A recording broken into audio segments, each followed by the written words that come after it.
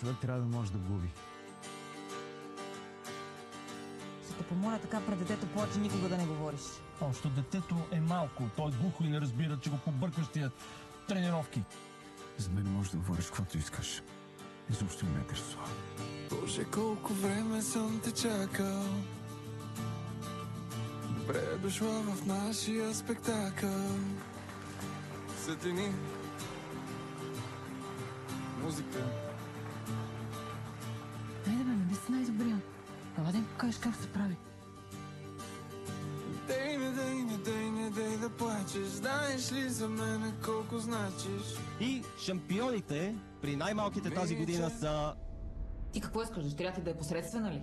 Не искам да е посредствена, искам да има време за всичко, искам да има своето детство. Викторе, чакай малко. Бързам.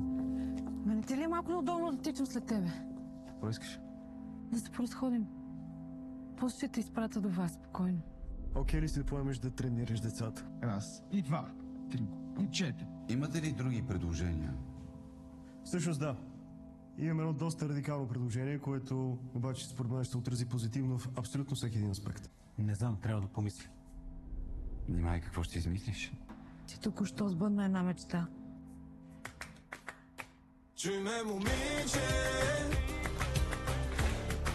ще ти изпия сълзите. Влизам в сърцето ти през пукнатините.